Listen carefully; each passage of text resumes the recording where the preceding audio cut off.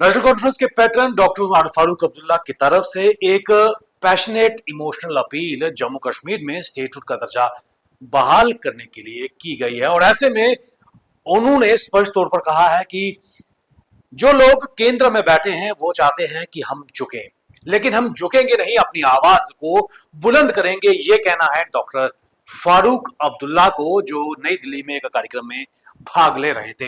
इसके साथ साथ उन्होंने इमोशनल होकर कहा कि जम्मू कश्मीर के अवाम ने कभी हथियार नहीं उठाया और पीसफुल तरीका ही अपनाया है। उन्होंने कहा कि जब जम्मू कश्मीर से धारा 370 और स्टेटहुड को रिवोकेशन की बात कर रहे थे, तब उस वक्त कहा था कि जम्मू कश्मीर प्रोग्रेस नहीं कर रहा, यानी कि उन्नति की राह पर गामजन नहीं है।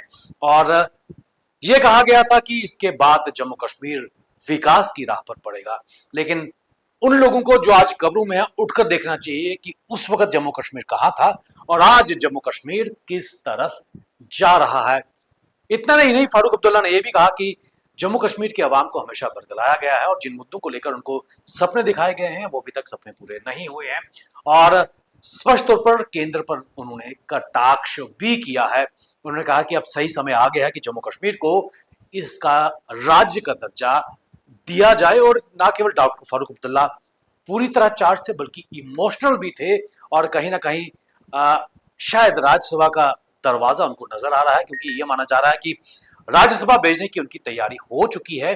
और ऐसे में उन्होंने ये भी कहा कि इंदिरा गांधी के समय देश में जो आपातकाल था 18 महीने थी, लेकिन साथ ही साथ उन्होंने ये भी कहा कि इस वक्त हम ये चाहते हैं कि हमारी आवाज संसद के गलियारों में गूंजे। और उनका इशारा यह था कि कहीं ना कहीं इस वक्त इमरजेंसी या आपातकाल जैसे हालात नजर आते हैं। इस तरह का इशारा डॉक्टर फारूक अब्दुल्ला ने भी दिया और साथ ही मीडिया की स्वतंत्रता पर भी उन्होंने सवाल भी खड़े किए। उन्होंने कहा कि विडंबना यह है कि जो हो रहा है मीडिया उसको नहीं दिखा रहा और मोटे तौर पर कहीं ना कहीं बधा हुआ है और सब कुछ इस वक्त एक कंट्रोल तरीके से किया जा रहा है। तो कुल मिलाकर केंद्र को आड़े हाथों लिया है डॉक्टर फारूक अब्दुल्ला ने। और केंद्र की नीतियों पर भी उन्होंने कटाक्ष किया है कि जम्मू कश्मीर में कितना बदलाव आया है। आर्टिकल 370 और स्टेटहुड से रेस्टोरेशन जो थी 5 अगस्त 2019 से पहले जम्मू कश्मीर में सब ठीक चल रहा था। और उन्होंने कहा कि कश्मीर का अवाम जब भारत का पार्टीशन हुआ था तो उस वक्त उनके पास विकल्प था, लेकिन उन्होंने जम्मू कश्मीर भारत में रहना ही पसंद किया, इसका ही निर्णय लिया। लेकिन आज तस्वीर कुछ और दिखा रही है।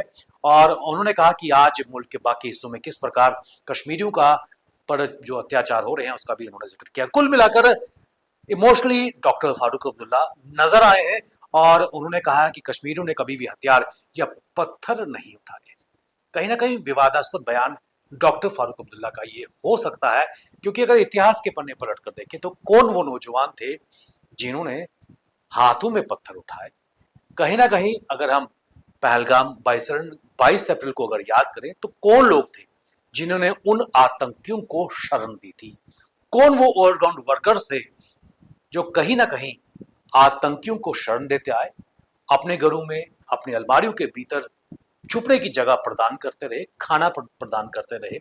ऐसे लोगों की कमी नहीं है और शायद डॉक्टर फारूक अब्दुल्ला ये सब भूलते हुए नजर आए हैं। और जम्मू कश्मीर का इतिहास के पन्ने पलट कर देखें तो जो आतंक का काला पीरियड था या काला काल था, किस प्रकार मस्जिदों से जब ऐलान होते रहे कि कश्मीरी पंडितों घर छोड़ो, उस वक्त नेशनल कॉन्फ्रेंस कहां थी और उस वक्त डॉक्टर फारूक अब्दुल्ला की सोच कहां थी। क्या डॉक्टर फारूक अब्दुल्ला उस वक्त कश्मीरी पंडितों के साथ खड़े होते नजर आए, या फिर जब पलायन की पीड़ा कश्मीरी पंडित झेल रहे थे उस वक्त नेशनल कॉन्फ्रेंस ने एक मौन क्यों धारण रखा था, या फिर कश्मीर सेंट्रिक पॉलिटिकल पार्टीज खामोश क्यों थी और क्यों कश्मीरी पंडितों का पलायन होने दिया गया। क्या डॉक्टर फारूक अब्दुल्ला इन सवालों के जवाब दे पाएंगे, या फिर इन सवालों को दरकिनार करते हुए सिर्फ उन्हीं सवालों को या उन्हीं मुद्दों को उठा रहे हैं ना केवल नेशनल कॉन्फ्रेंस बल्कि डॉक्टर फारूक अब्दुल्ला को सूट करते हैं, उनको उनके लिए बेहतर विकल्प हो सकते हैं। और यही कारण है कि जो कोर इश्यूज हैं जम्मू कश्मीर के उनसे बचते हुए डॉक्टर फारूक अब्दुल्ला हमेशा से नजर आ रहे हैं। लेकिन देखने वाली बात है कि खासकर उन्होंने कहा कि नेशनल कॉन्फ्रेंस नहीं झुकेगी और हमेशा अपनी आवाज बुलंद करते नजर आएगी। लेकिन इसके साथ साथ इसमें भी कोई शक नहीं है कि जिन वायदों को लेकर नेशनल कॉन्फ्रेंस को एक बारी अक्सरियत कश्मीर से मिली थी, उन मुद्दों से नेशनल कॉन्फ्रेंस क्यों बचती आई है या बच रही है? क्योंकि कश्मीर की आवाम आज नेशनल कॉन्फ्रेंस से पूछ रही है कि आपके जो वायदे थे वो धरातल पे जमीनी स्तर पर क्यों नहीं पूरे होते नजर आए हैं।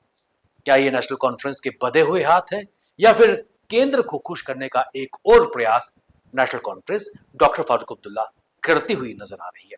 कमेंट बॉक्स में आप अपनी राय लिखिए और बने रहिए हमारे साथ। हमें दीजिए इजाजत। नमस्कार।